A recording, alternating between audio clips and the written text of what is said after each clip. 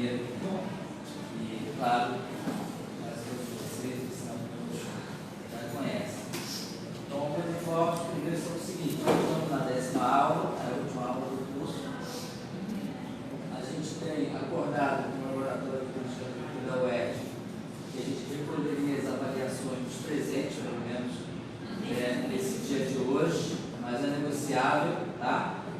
E o problema é a forma como vocês vão fazer. Eles só entregaram para a gente, não entregaram em meio digital a avaliação.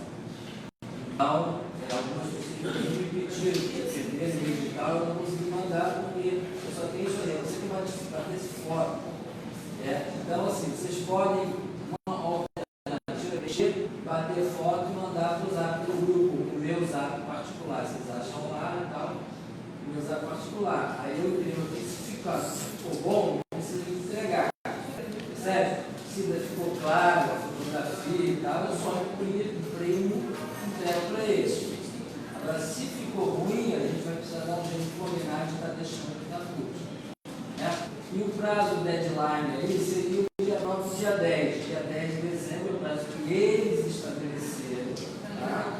Para entregar apontamentos, não é uma tese, não é um trabalho de fim de curso, apontamentos sobre o conjunto de temas, debates que fizemos aqui ao longo das aulas. Pode concentrar em algumas aulas, pode ser a partir de uma aula só, pode ser pequenos apontamentos dos temas que foram trabalhados ao longo de todas. Assim, quem vai decidir isso não existe uma regra. São vocês. Eles estabeleceram inicialmente circulares e tal, na última reunião aqui, no último encontro, a gente negociou não. Depois lá, o está de bom tamanho, duas folhas de papel com esses apontamentos. Eu sou professor da época antiga, então vale a pena um cabeçalhozinho para dizer, curso, CUT LPP, tema do curso geral, cursista fulano de tal, manda ver, tá só para também, tem umas coisas que a gente faz muito rápido assim, manda, eu sei que é de fulano, mas depois eu repito para o cara não sabe de quem esqueceu de botar ou então faz uma assinatura no final, você consegue descobrir quem é o sujeito, quem é o autor da parada, sobre o que é. Ok? Então, dia 10 de dezembro, deadline, último prazo para entrega, tanto do trabalho quanto da avaliação. Quem já quiser deixar a avaliação melhor. 10 de dezembro. 10 de dezembro é uma terça-feira, sem ser a semana que vem, a última. Só deixar aqui, né? Ou deixar aqui com a Ailton, comigo também, ela está no curso. Não pode ser digital. Hein? Não pode ser digital. Pode ser digital. Sim, o trabalho não precisa mandar para nós, deixar aqui não, a avaliação sim. Tá. Porque eu não tenho digital. O trabalho pode me mandar digital. Tá, pode mandar pelo e-mail, pelo WhatsApp, pode mandar pelo meu e-mail. Eu vou botar o e-mail no grupo.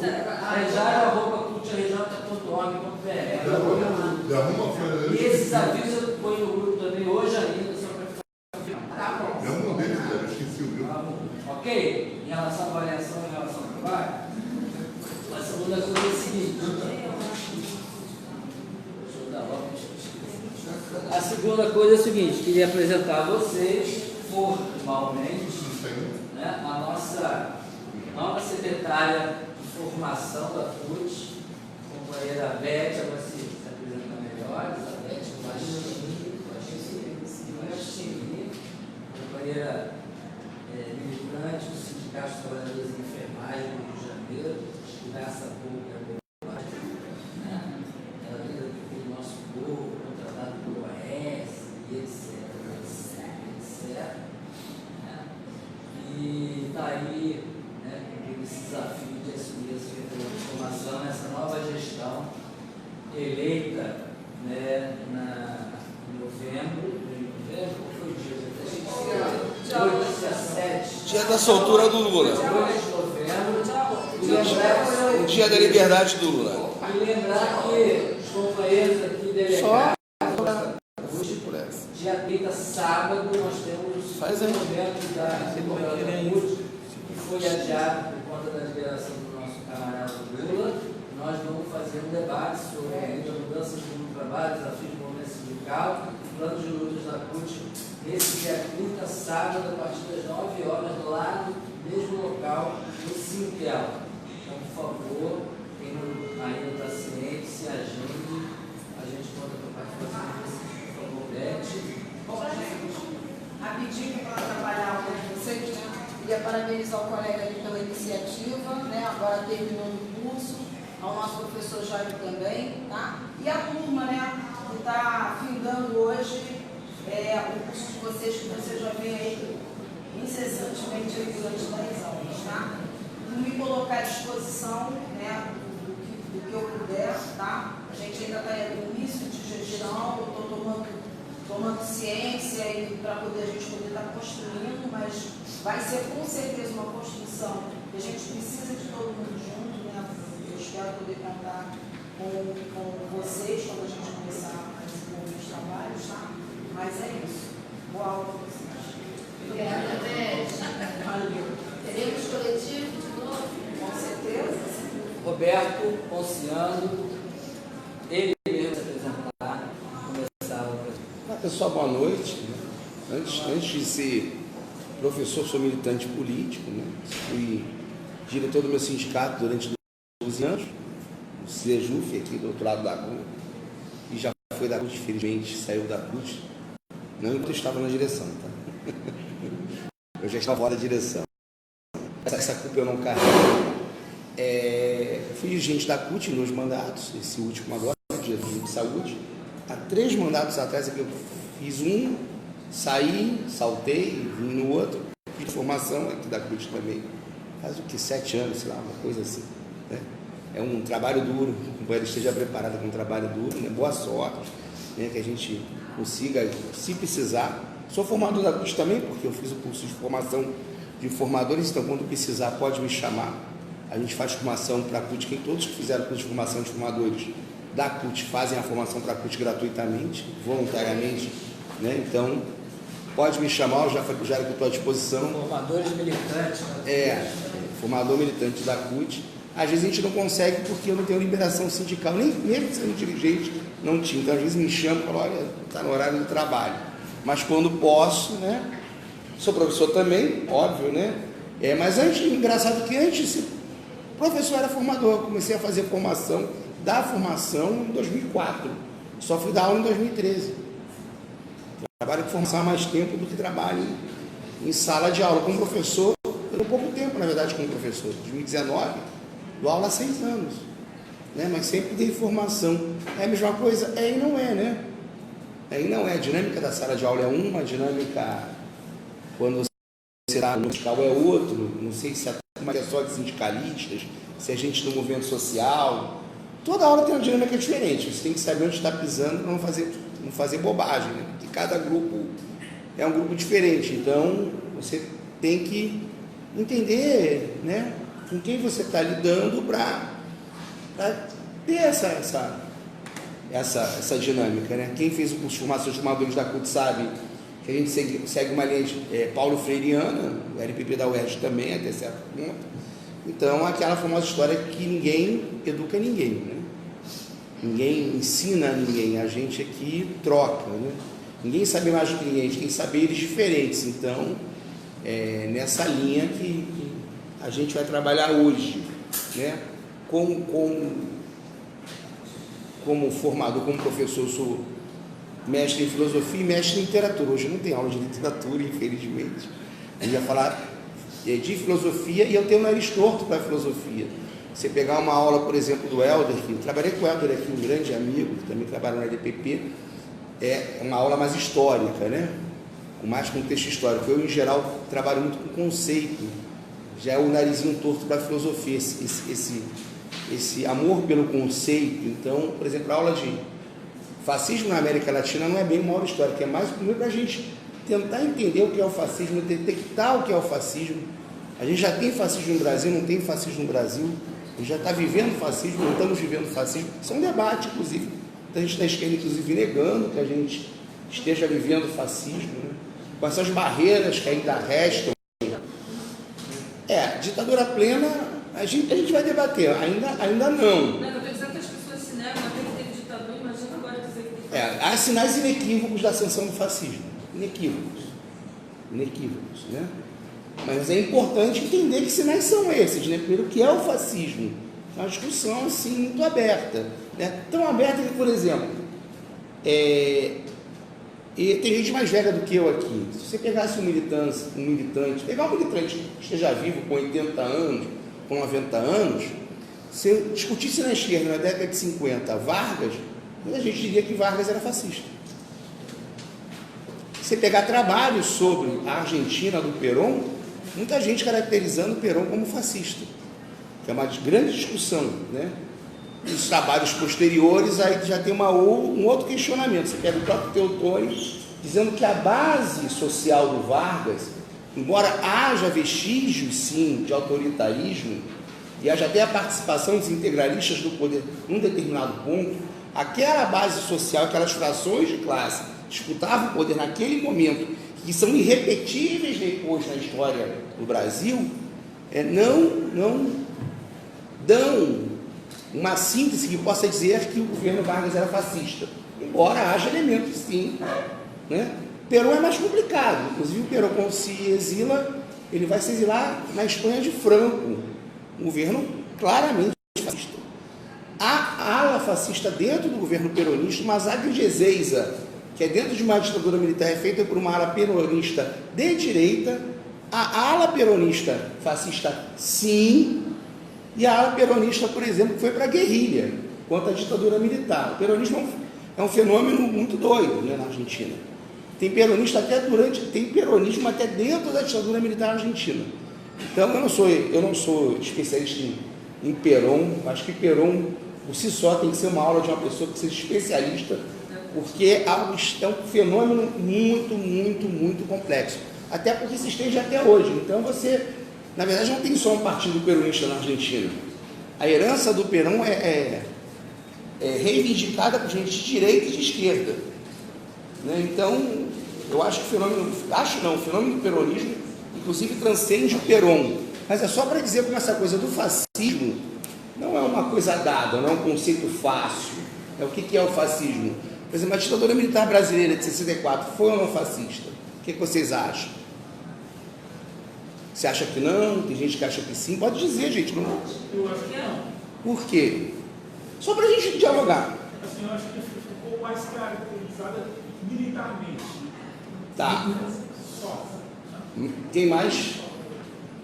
Mais ninguém?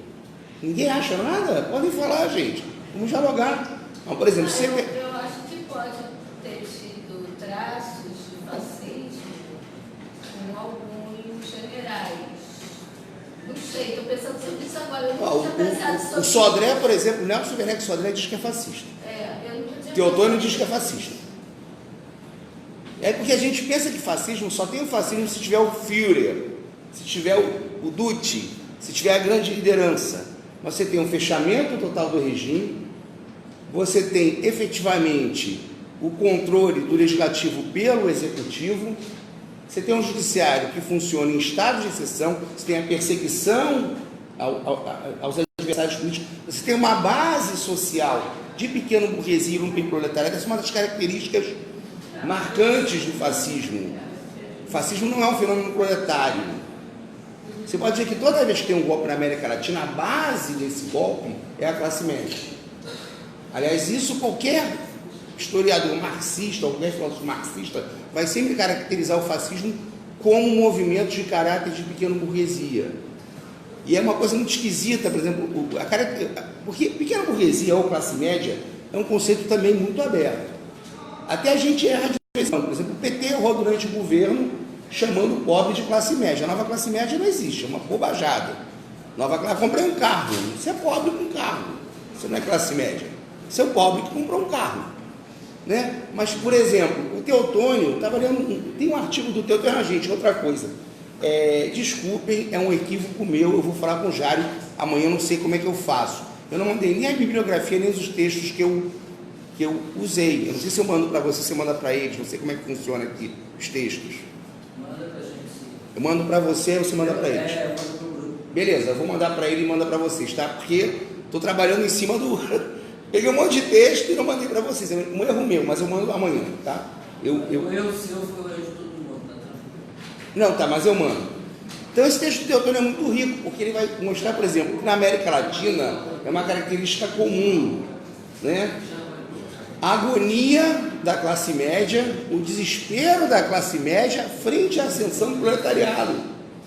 É que a gente fala, não em termos conceituais, mas é que a gente diz assim, a empregada no aeroporto, a empregada que agora compra um perfume francês, né? O porteiro que pode viajar para Búzios, não estou falando que o porteiro vai viajar para a Europa, mas viaja para Búzios, se juntar um pouquinho mais de dinheiro e até para a Argentina. A classe média, esse limite da classe média e a classe proletária, quando ele fica muito difuso, provoca um desespero na classe média que tem medo de se proletarizar. Ela não entende que ela não está se proletarizando, o proletariado está ascendendo socialmente. E, em geral, a pessoa que se vê como classe média, as diferenças distintivas de classe não são tão bem marcadas assim. Você pode ter uma pessoa que, por ser branca, por morar num bairro melhor, por achar que tem uma família que tem uma educação universitária melhor, se acha membro de classe média. Você pode ter alguém de origem pobre que esteja muito melhor de vida do que essa pessoa. Então você não tem assim uma definição bem concreta do que é a classe média, o que é essa classe operária ascendente ou proletária ascendente. E essa classe média, em geral, entra em desespero quando vê isso é um traço comum do fascismo. É desespero que a classe média tem quando vê a ascensão do proletariado. Essa angústia de não querer cair no proletariado que tem uma determinada subjetividade. São corações e mentes capturados pela reação. É uma reação. O fascismo não é um fenômeno racional. O fascismo não é um fenômeno que tem uma ideologia muito clara. A ideologia do fascismo, na verdade, é difusa. Se pegar o fascismo na Itália é uma coisa, pegar o fascismo na Espanha é outra coisa. Por isso que todos falaram, não, no Brasil não tinha fascismo na época da ditadura militar.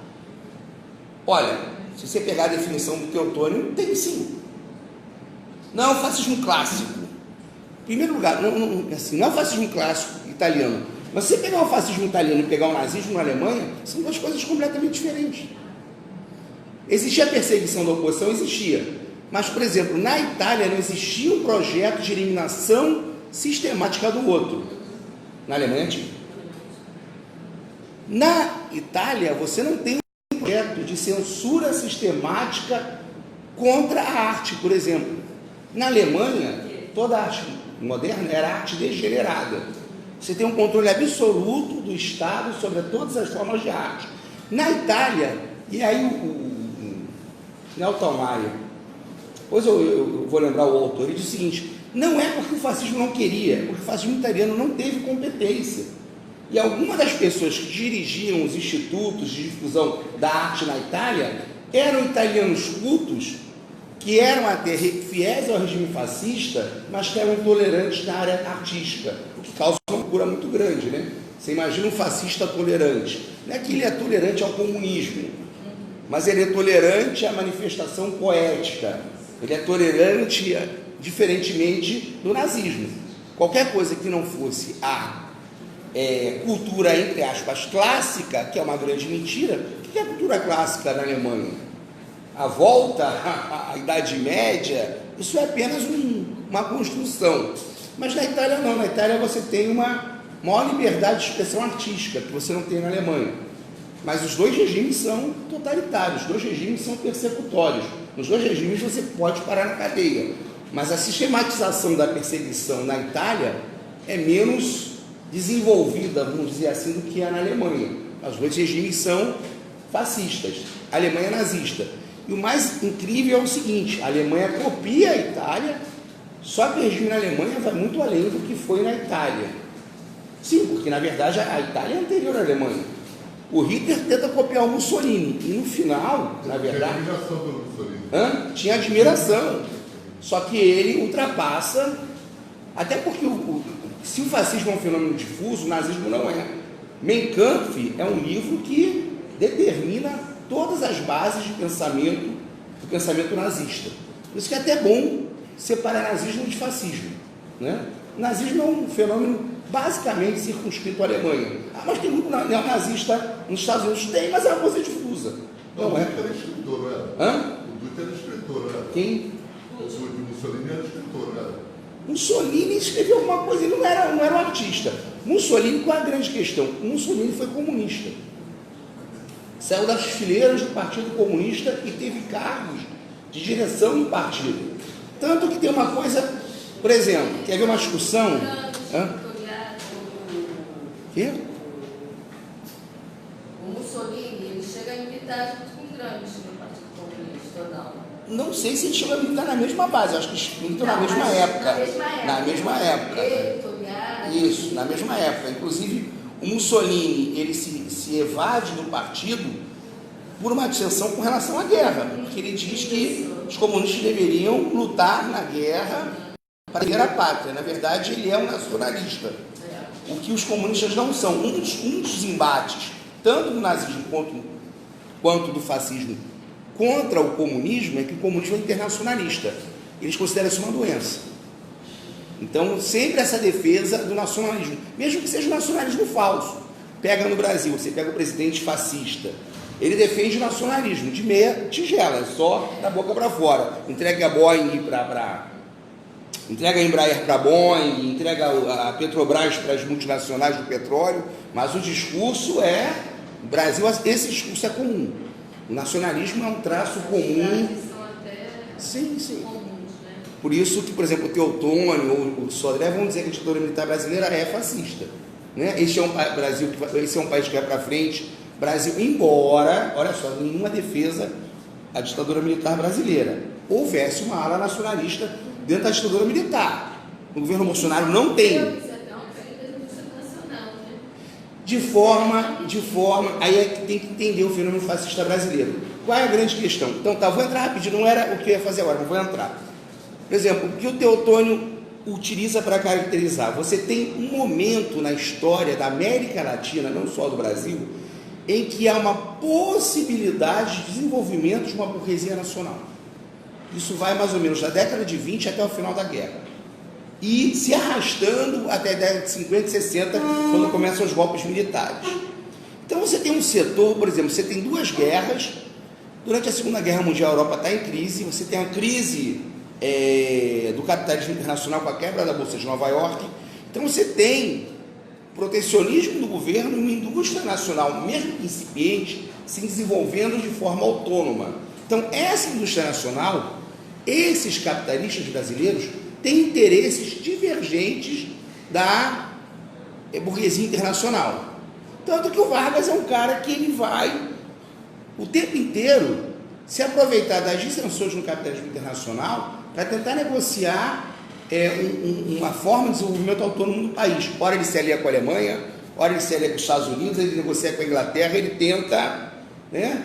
Quando acaba a guerra, o mundo bipolar, não tem mais esse espaço para ele negociar. Essa é uma das explicações, inclusive, que leva ao fim desta burguesia que precisa de setores da classe média e até do proletariado, por exemplo, para fazer frente aos restos oligárquicos, para fazer frente à política do café com leite. Você entende a Revolução de 30 como a liquidação daquela república oligárquica para tentar modernizar o Brasil. Isso é um momento ali que você tem uma burguesia que pode ter alguma margem de negociação com a classe operária. Um compromisso, vamos dizer assim. Quando acaba a guerra, mundo bipolar, União Soviética versus Estados Unidos, a hegemonia do capital internacional é muito maior, o fosso econômico, o fosso tecnológico. Esta burguesia brasileira, esta burguesia que existia antes, que ainda pensa em autonomia, ela se contenta, não só no Brasil, como em todas as outras periferias da América Latina, em ficar numa posição subalterna, em ser uma burguesia também independente. Então, por exemplo, você tem durante a ditadura militar a liquidação de várias empresas de eletrodomésticos brasileiras. Então você vai aplicar a peça para o eletrodoméstico. O Brasil é o único país o Brasil é completamente industrializado. Mesmo que o know-how venha de fora, é o único país que tem, da América Latina, que tem a cadeia industrial completa. É o único país completamente industrializado no mundo que não tem uma montadora de automóvel nacional. Coreia tem, Japão tem, China tem, Estados Unidos tem, todos os países têm. O Brasil não tem. Tinha a Rogel também. Mas você tem vários empresários nacionais da indústria automotiva. Fabrico o aro, o pneu, fabrico o amortecedor, fabrico o paralama. Isso é uma posição subalterna, inclusive da própria burguesia. Isso reduz, inclusive, a margem de manobra da classe trabalhadora, do proletariado. A explicação do golpe é muito em cima disso, né? Você tem um momento em que esta burguesia começa a ter mais medo. A explicação do golpe, você disse. Começa a ter mais medo da ascensão da classe operária do que ficar subordinado ao capital internacional. Então, por exemplo, a ditadura, você entende a ditadura militar fazendo a indústria de base pesada como uma indústria subalterna independente para você trazer a indústria de automóvel, que é toda estrangeira, a indústria de máquinas e tratores, que é toda estrangeira, a indústria de eletrodomésticos,